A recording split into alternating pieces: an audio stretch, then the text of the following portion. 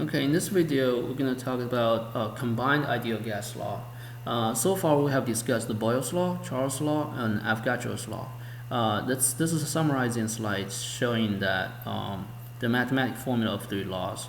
In Boyle's law, we showed that pressure and volume multiply into a constant at a constant temperature and mole.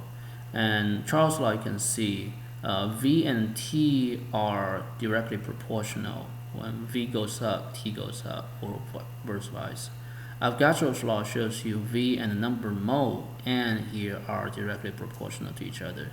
So if we take a look at all three formulas, you can see seems like on one side you will have pressure and volumes, and on the other side, of course, you have a bunch of constants which you don't really have to worry about, but the variables, you have temperature and N.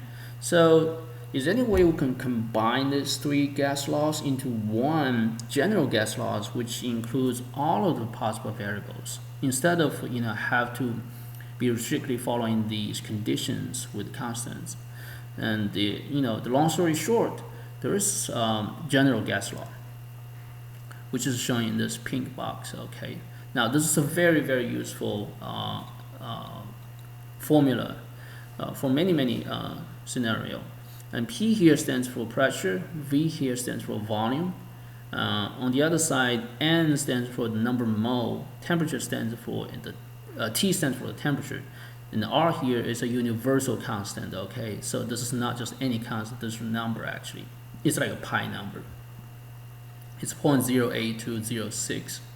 Here I want to draw your attention to the units of this R value. Okay, so let's say, what does it mean, this PV equals to nRT thing? By the way, you do want to memorize this formula. This is probably one of the most useful and also important mathematical formula for many science study. Okay, first of all, let's look at what are we trying to do with this PV equals nRT. First of all,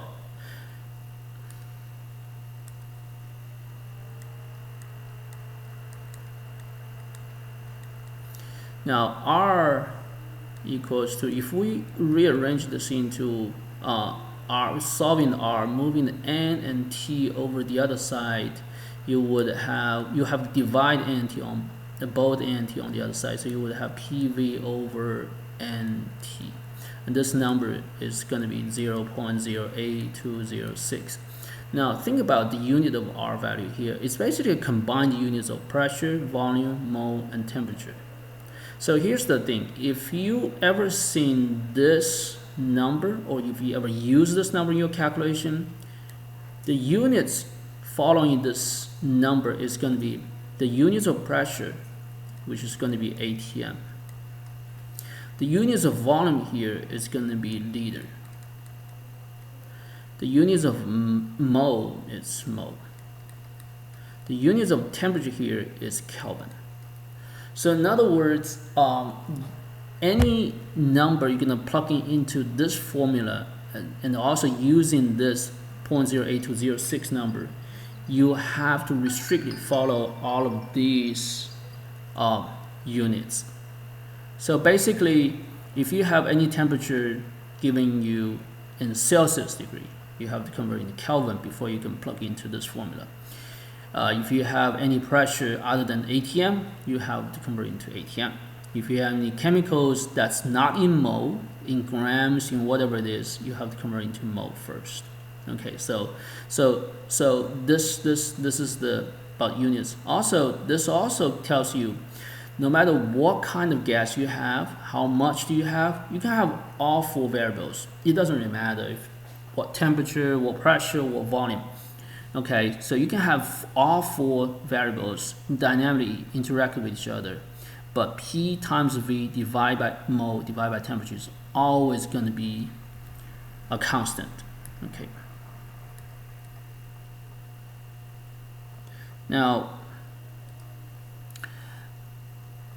other rearrangement to this formula will be also useful. Okay, so any problem related to this formula could be asking you for any one of these four variables. For instance, If I'm trying to solve P here, P would equal to move everything else on one side, and RT move the V to the bottom. Okay. If you ever want to solve V would equal to, if you have everything else, okay, V equal to nRT over P. If you ever want to solve temperature would equal to PV on the other side, keep it, move the nR over the other side, divide by nR. Or you can solve number of mole N here, N would equal to move everything over, RT over PV over RT. So these are four possible, this is the original formula, and these are four possible solutions to each one of the possible variables. Okay, so but you don't have to memorize all these formulas. I would strongly recommend you play around with this formula, try to solve P, V, and T, each one without plugging in numbers. Could be really useful. Okay. All right. So, and also I want to remind you, try to keep in mind this formula for now. Okay. I want you to pay a little bit extra attention on this one. We'll see why is that. Okay. All right. So this is a basic introduction to so-called ideal gas law or general ideal gas law. Okay. Now let's take a look at a calculation example here. Okay, I've copied the problem over here. Oops.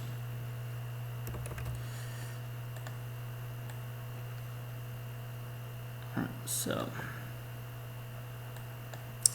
now this is a question that's pretty straightforward, telling you everything basically.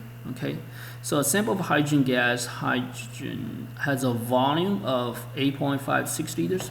So as usual, we write down everything along the way while reading the question. Okay. Sorry, this is a volume, not. You have to know what this number is. This is a volume. Temperature is 0 Celsius degree. As soon as you see a Celsius degree or any degree that's not Kelvin, okay, you should automatically convert this into Kelvin.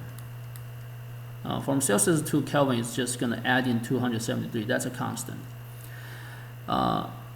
Volume of 8.56 L, temperature of 0 Celsius degree, and the pressure of 1.5 atm. This P is 1.5 atm. Calculate the number of moles. Calculate number of moles, which is M.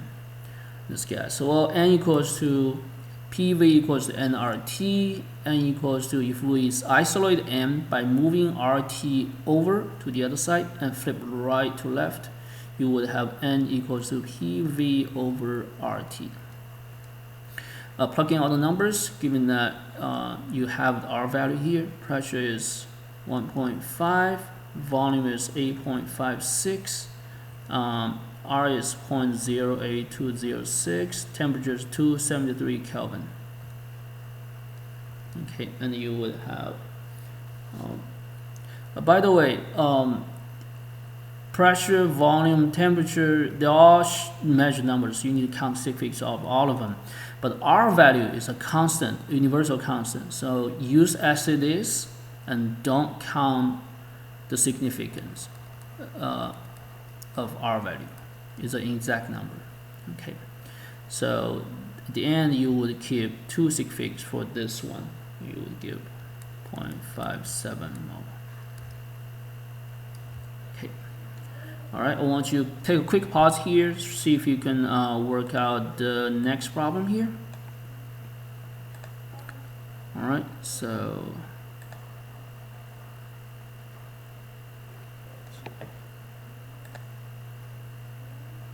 Okay, I'm not sure if this quit the quiz or not, but the second problem is giving you a volume.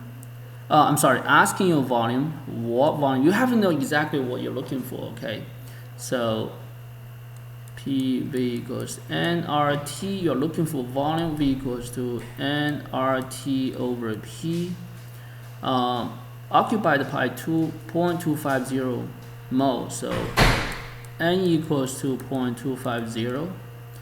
At 25 Celsius degree, T equals to 25 Celsius convert this into Kelvin by adding 273 to 98 Kelvin.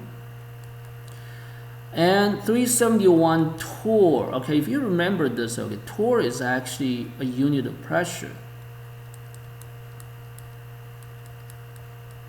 But this is not the right units to be used in this formula, okay, this equation. We need to use ATM.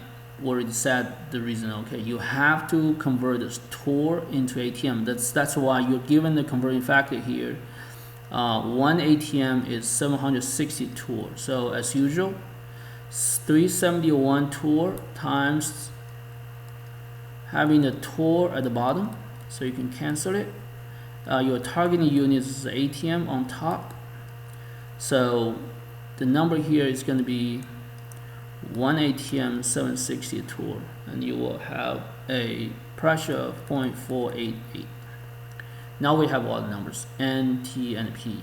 So V equals to N, 0.250, R is 0.08206, temperature is 298, pressure is 0.488.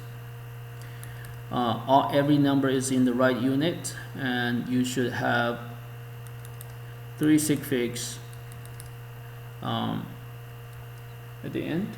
So you would have 12.1 liters. Okay, so this is the calculation of combined gas law.